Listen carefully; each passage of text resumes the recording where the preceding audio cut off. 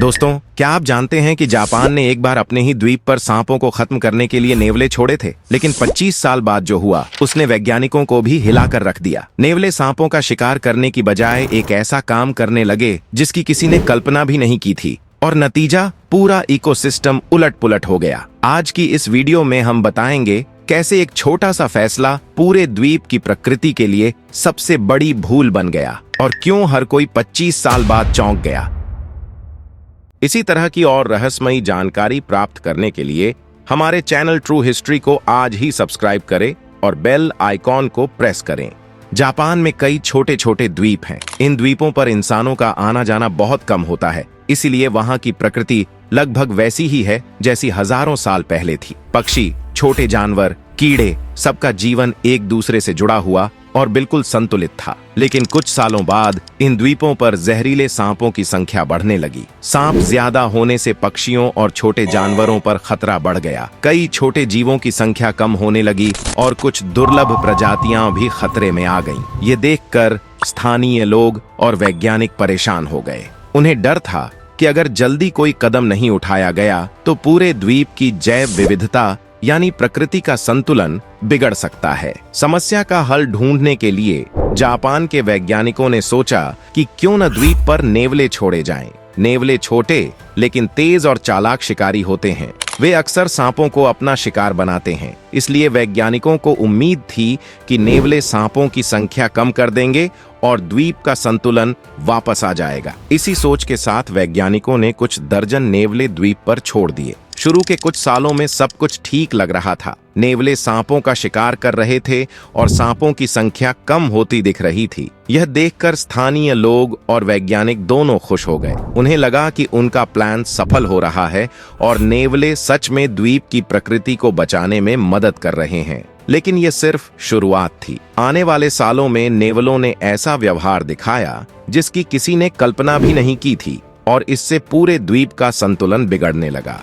कुछ साल बाद नेवले सांपों का शिकार कम करने लगे और उनकी रुचि दूसरे छोटे जानवरों में बढ़ने लगी। उन्होंने चूहे, खरगोश जैसे छोटे जानवरों को पकड़ना शुरू कर दिया। इतना ही नहीं, वे पक्षियों के अंडे और छोटे चूजों को भी खाने लगे। इससे द्वीप पर पक्षियों और छोटे जानवरों की संख्या तेजी से घटने लगी। जब पक्षी कम होने लगे तो इसका असर पौधों और फूलों पर भी पड़ा, क्योंकि परागण करने वाले पक्षी नहीं थे। इस वजह से पौधों की वृद्धि धीमी होने लगी। दूसरी तरफ कीटों की संख्या बढ़ गई, क्योंकि पहले पक्षी और छोटे जानवर ही उन्हें खाते थे। इधर द्वीप पर नेवलों के लिए कोई प्राकृतिक शिकारी नहीं था, इसलिए उनकी संख्या तेजी से बढ़ती गई। नेवले अब द्वीप के छोटे छोटे जीवों पर पूरी तरह हावी हो गए थे और इकोसिस्टम का संतुलन बिगड़ गया था। करीब 10 साल बाद वैज्ञानिकों ने समझा कि उनका प्लान उल्टा पड़ गया है। जिस नेवले को सांपों को नियंत्रित करने के लिए लाया गया था, वही अब नया खतरा बन चुका था।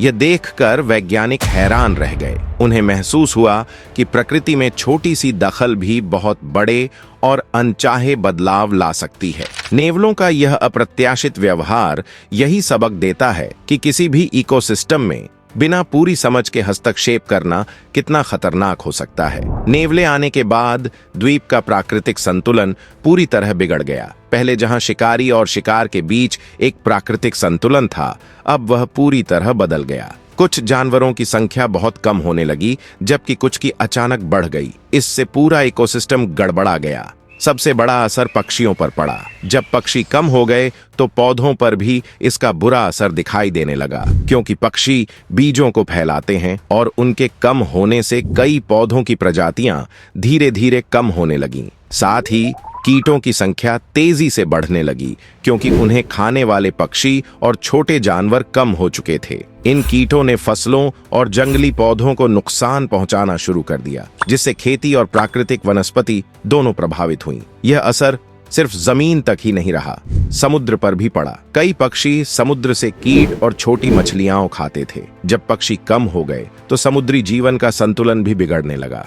उधर नेवले सिर्फ सांपों या छोटे जानवरों को ही नहीं खा रहे थे, बल्कि पक्षियों के अंडे, उनके घोंसले और छोटे जीवों को भी खा रहे थे। इससे द्वीप की कई प्रजातियां खतरे में पड़ गईं और जैव विविधता बहुत घट गई। धीरे धीरे स्थानीय लोगों की जिंदगी पर भी इसका असर दिखा। मछली पकड़ना मुश्किल होने लगा और खेतों में कीट इतने बढ़ गए कि फसलें खराब होने लगीं। इससे गांव वालों की रोजमर्रा की जिंदगी में कई दिक्कतें आने लगीं। नेवले की बढ़ती संख्या और उनका बदला हुआ व्यवहार यह साफ दिखाता है कि प्रकृति में किया गया छोटा सा बदलाव भी बहुत बड़े और लंबे समय तक चलने वाले असर पैदा कर सकता है। यह घटना सिखाती है कि प्रकृति का संतुलन बनाए रखना जरूरी है और बिना पूरी समझ के कोई भी निर्णय भारी नुकसान पहुंचा सकता है। 25 साल बाद हालात पूरी तरह बदल चुके थे। नेवले ने सांपों का शिकार करना लगभग बंद कर दिया था। अब वे सिर्फ दूसरे छोटे जानवर, चूहे, खरगोश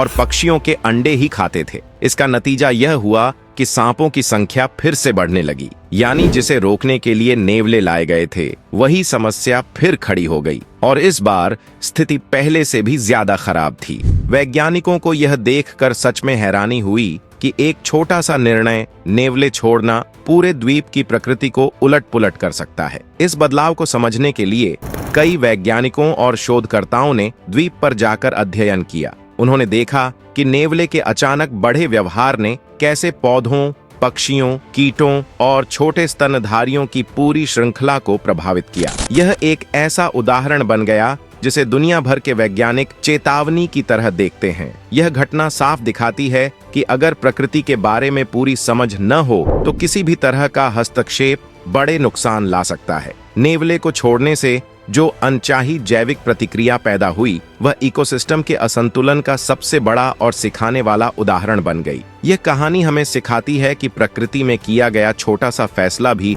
बहुत बड़ा असर डाल सकता है। किसी भी इकोसिस्टम में बदलाव करने से पहले अच्छी तरह सोचना और समझना जरूरी होता है। जापान ने सांपों को रोकने के लिए नेवले छोड़े थे, लेकिन नेवले ने वैसा व्यवहार नहीं किया जैसा वैज्ञानिकों ने सोचा था। इससे पता चला कि अगर किसी प्रजाति के बारे में पूरी जानकारी न हो तो ऐसा कदम बड़े और खतरनाक परिणाम ला सकता है। वैज्ञानिकों के लिए भी यह एक बड़ा सबक है कि किसी भी प्रजाति को कहीं भी छोड़ने या नियंत्रित करने से पहले उसके व्यवहार, उसकी जरूरतें और दूसरे जीवों से उसके संबंधों को अच्छी तरह समझना बहुत जरूरी है, वरना समस्या हल होने के बजाय और बढ़ सकती है। इसके साथ साथ समाज और शिक्षा का भी बड़ा रोल है। लोगों को यह समझना चाहिए कि प्रकृति का संतुलन कितना नाजुक है और इसे बचाना हमारी जिम्मेदारी है। कई बार हम छोटी सी चीज को ठीक करने की कोशिश में बड़े नुकसान कर देते हैं, जैसे किसी नई प्रजाति को छोड़ना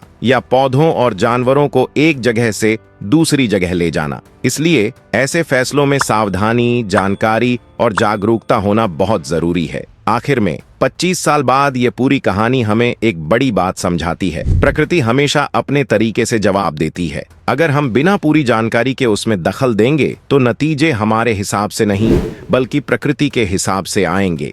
इसलिए प्रकृति के साथ संतुलन बनाए रखना और उसे समझना ही सबसे समझदारी भरा रास्ता है। किसी भी तरह का बदलाव करने से पहले यह जरूरी है कि उसके संभावित परिणामों पर अच्छी तरह सोचें और पूरा अध्ययन करें। अगर आपको यह वीडियो पसंद आए तो लाइक करें, शेयर करें और चैनल को सब्सक्राइब करना न भूलें। जय हिंद,